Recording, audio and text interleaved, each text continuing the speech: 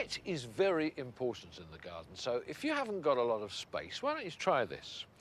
This is a climbing rose growing up a pole. But if you want to get flowers right from the bottom to the top, you need to restrict the growth by pulling the branches down and wrapping them quite tightly round the post. You also need to replace some of this old wood each year too. So I'm going to cut out this old growth here, piece by piece, and replacing it with these new shoots wrapped tightly round the post. Well, later on in the programme, I'm planning a new mixed border, and if you're in planting mode, then I hope you'll join me. Adrian Bloom looks at a lovely family of plants that are really useful at this time of the year. And in his third visit to Powys Castle, Stephen Lacey suggests that leaves are just as useful in the garden as flowers. And as Pippa Greenwood reports, all is not well in the darker, altogether more mysterious world of the earthworm. You may remember that last spring I decided to move this tree because it was growing too close to the beech hedge here, and eventually it's going to grow to 20 or 30 feet tall. This is Cornus controversa variegata. It's a slow-growing, very beautiful and quite expensive tree, so I had to take care. So I started last spring by digging a trench all the way around it in order to cut the roots. And I then refilled with compost-enriched soil, the idea being that the roots then would be encouraged to grow out and form some really fibrous roots. And you can see down here that it has worked. This is the old root that I cut, and you can see all this lovely fibrous stuff on the end. This is a tree that is going to survive, I'm quite confident of that. But I left the roots underneath intact in order to support the tree during that time, and now I need to cut those. So this is where I need some help. Ian, if you could just pull the tree back a bit, and I'll cut underneath. I don't think it's going to be possible to keep all the root ball intact, but we'll get as much soil with it as we can.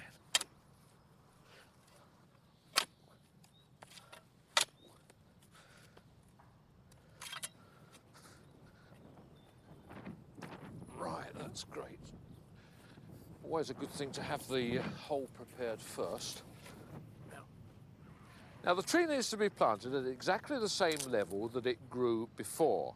So once it's in the hole, measure carefully with your spade, just in case you have to readjust the depth of the hole. I just put some organic fertiliser on the soil that has been dug out. In the autumn, bone meal is fine, but at this time of the year, plants need all the nutrients, so a balanced fertiliser is much better. And then we can start refilling. Now, the soil needs to be closely in touch with the roots right the way around with no air holes, and the best way to ensure this is to work at it with your fingers. And then you can continue to refill, firming gently as you go. You don't want to set it into concrete, but just make sure that it's reasonably firm. Now the tree needs staking really well, and the best way to do that is with 3 short stakes put around the tree well outside the root ball. And fix the tree with some strong nylon twine, but to avoid it cutting into the bark, slip it through some short lengths of hose first.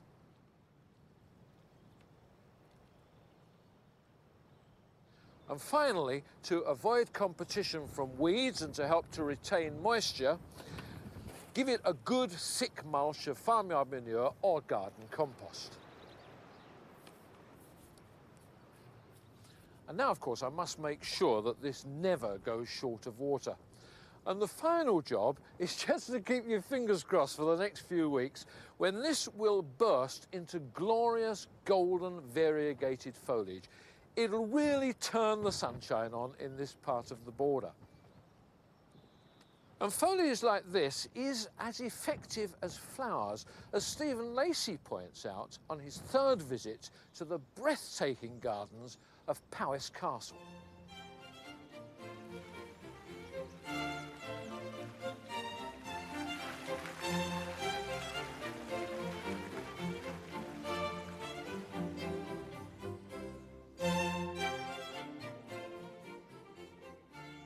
Most gardeners paint their seasonal pictures with flowers, but it's surprising what you can achieve with leaves. The inspiration often comes from the site, as here on the upper terraces at Powys, where the thin, dry soil has prompted a Mediterranean mood. Narrow-leafed, glossy, succulent and spiky plants are naturally at home here, and they're arranged for the maximum contrast. This is the place, too, for the grey and silver plants, which can't cope with the winter damp. And the most famous silver plant here is, of course, Artemisia Powys Castle, a flowerless form of Artemisia which flourishes on the hot, dry rock below the castle.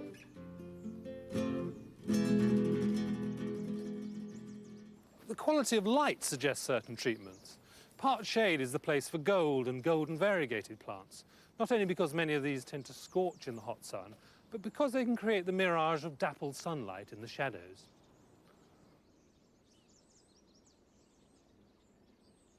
If you don't have any damp ground, shade is also the place to dabble in the flabby-leafed rhubarbs, hostas and ligularias, which wilt in the sun unless there is constant moisture at their roots.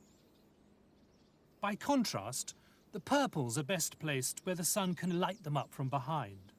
They will then turn from black holes in the border into bulbs of ruby light.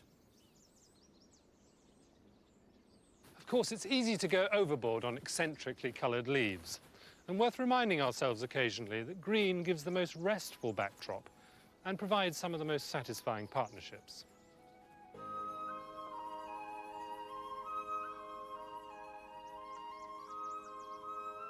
There's always pleasure in the simple contrasts of woodland trees, rock plants and meadow perennials.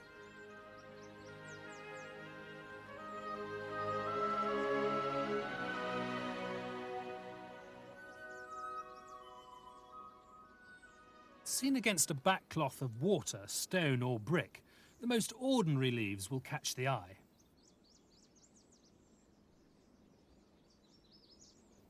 Bold, sculptural leaves make even more of an impact.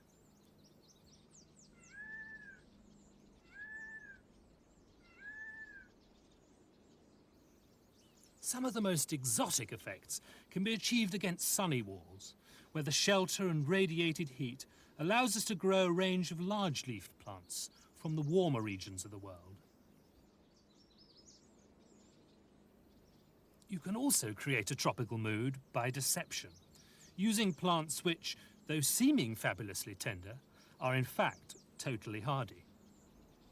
Prominent here are hardy phormiums, yuccas, cardoons, and the foxglove tree, Paulonia, chopped back annually to produce extra-large leaves.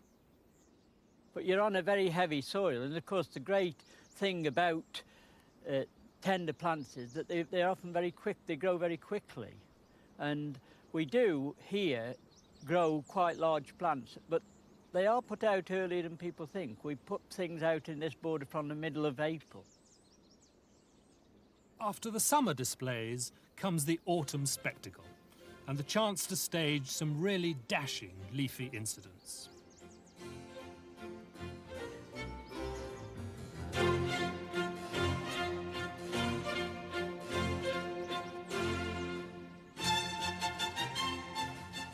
You don't have to have very bright, stunning shades. Yellow is often a form, and it's nice to have all sorts of forms that go brown and sometimes golden.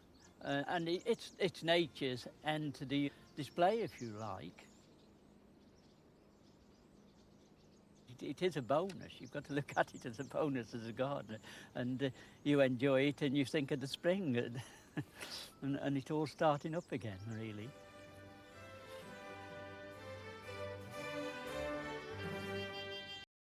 Adrian Bloom has been looking at some great plants, even if they do have a somewhat unpleasant folklore.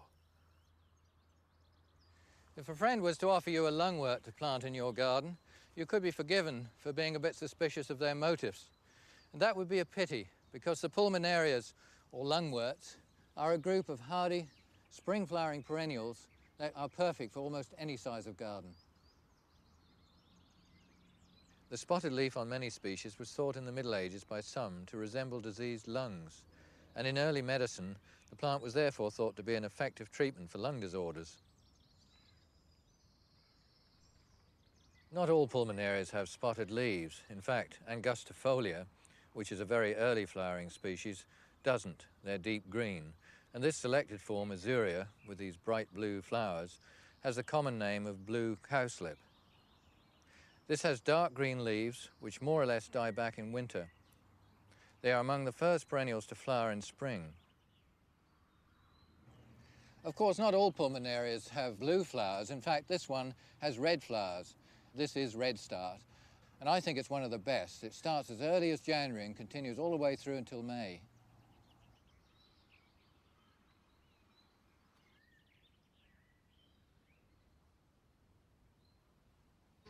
It's a pity that some of the pulmonarias don't look their best in pots, particularly in early spring after perhaps a wet winter.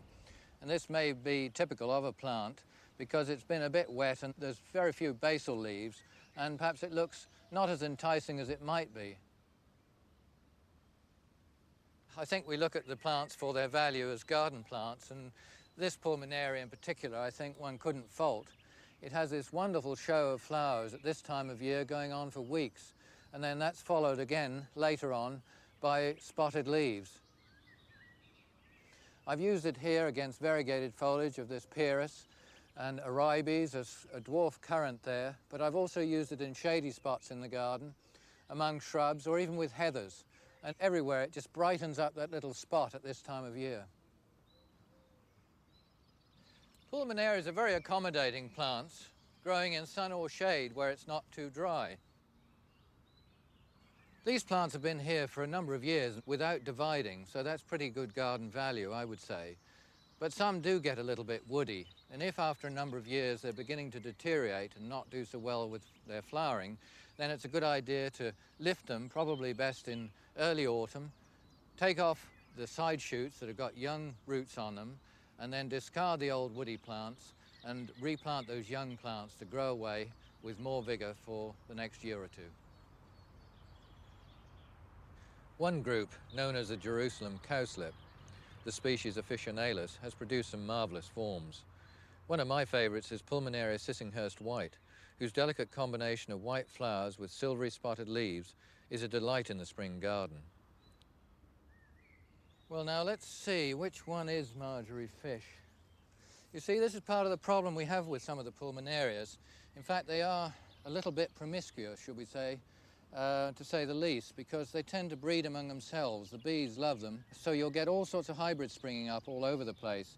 And I planted Marjorie Fish here, which is one with spotted leaves and blue and pink flowers, but I'm damned if I know exactly which one that was. But perhaps until I get one from a nurseryman that really says that's the true plant, I'll plump for this one. But I'm saving two of the best until last. These are commonly listed under the longifolia group, which means long, narrow leaves. But who knows the secrets of what their true parentage is?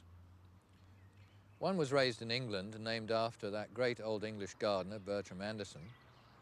This has deep blue flowers and silvery spotted leaves.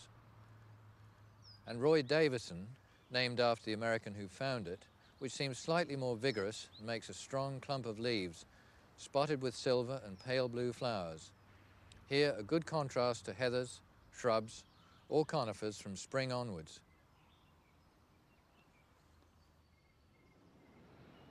Well, I don't know about you, but that's another group of plants that I simply have to grow. But I'm looking forward to this season to refurbishing this border. Now, it's not a big garden, and the border is just 25 feet long by about an average of 6 feet wide. But what I dream about is planting one of those wonderful traditional herbaceous borders that you see in much bigger gardens, all in my small space. Now, the border faces south, which is great, but the soil is very heavy and claggy. Now, that, of course, is not a bad thing, really, because it'll retain moisture, but it certainly needs improving. If you put down a layer of coarse grit like this first, you'll make an immediate improvement. And then put some bulky organic matter into the trench and start digging, and you soon have a decent soil. You've got to be a bit careful around the roots of plants, but wherever you can, dig as deep as you can. And that should give you a good border. Now, I reckon that if your garden is really quite small, you don't have much alternative but to grow all your trees, your shrubs, your herbaceous plants together in a mixed border. And I've got a few shrubs in here already. A cistus over there, a cercidiphyllum in the corner, a pear against the wall, a parahebe here, and a crab apple as well. And now I'm going to fill the rest in with herbaceous plants. But when you're choosing plants, you have got a lot to think about. So it's a good idea to just draw a rough plan on a bit of paper first. That's what I've done, but I'm certainly not going to be hidebound by it if I feel that it will be better to do something else when I come to plant. Now, the first thing to think about is aspect. Will the plants grow well in this position? This border faces south, so the choice is wide. But of course, over the other side of the fence, where it's a bit darker, you'll need a completely different range of plants. Then think about the heights, purely because generally you need the tallest at the back and the shortest at the front where you can see them. Now, spread doesn't matter so much because you can always lift and transplant herbaceous plants when they start to get overcrowded. Now, if you want a border that is going to flower right the way through the season, then you need to think about flowering times. And as far as colours are concerned, well, I think in a small space, the best bet is to go for the cottage garden style. Put plants in where you think it's going to work, and bear in mind that if you don't like it when they come into flower, you can always lift them and put them somewhere else. Now, if you're thinking of doing something like this, we'll be coming back regularly throughout the season to show you how I've done it. But let me tell you right from the start that I am going to cheat, because I'm going to use big plants and I shall probably put them in groups of 3. But that's really just to show you what it'll look like in the future this season. But you don't have to do that. You can buy 1 plant of each, and this time next year they'll be big enough either to split or to take cuttings or to take seed, and you can increase your plants very cheaply that way. Now, you can even do it right from the start with some plants. I went down to the garden centre and bought this plant. It's a Hemera, and if you look at it here, you can see it's a great mass of root, and you'll quite easily get more than 1 plant out of this. Now, the way to divide this, I reckon, is with an old bread knife, and you can just cut through there. This is 1 plant, 2 plants, 3 plants I'll get out of that. Now, this lot cost me £2, so there you got 3 plants at just over 60p a plant. Next time I should be planting up, but in the meantime I'm going to leave the worms to get to work on my border. But you know, in some parts of the country the worms haven't been having a very good time, as Pippa Greenwood discovered.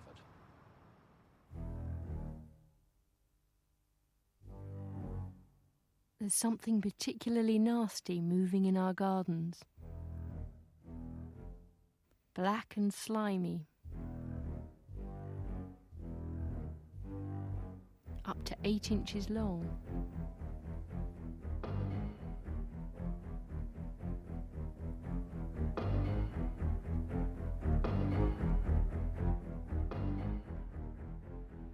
This is the creature. It's invaded us from New Zealand. It's a kind of flatworm called Artiopocia triangulata. And it may look rather like a worm or perhaps even a leech, but it's neither of them. In fact, we've got nothing quite like it in this country. It likes to live in cool, moist, dark places. And this is the kind of place they love to hide, underneath stones. This one's curled up, so it maybe only looks an inch or 2 long, but in fact, when stretched out, it's probably 4 or 5 inches, and they can be 6, 7, sometimes even longer. There's a strange blackish brown colour, and distinctly slimy. In fact, there's really nothing nice I can say about them at all. Another place it's worth looking is inside the pots of container-grown plants. Nestled between the plastic and the compost is an ideal site, so take a look just in case.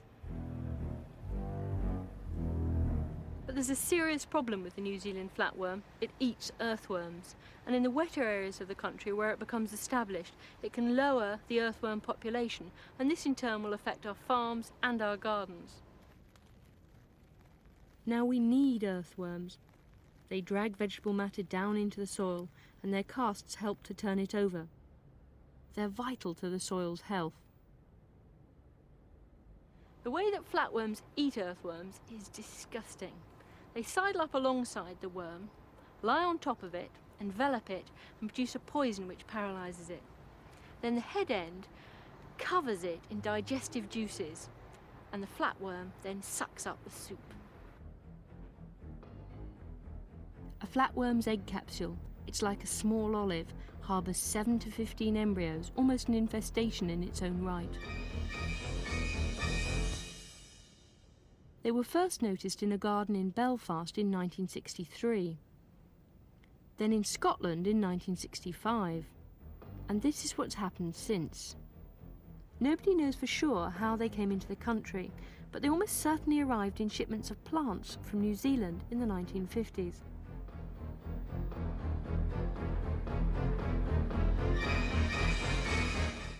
Goodbye. At 11, The Trees That Made Britain concludes by scaling the heights of the tallest tree at the Royal Botanical Gardens of Kew. Coming up next, a small city plot becomes a haven of green and tranquility in First Time Garden.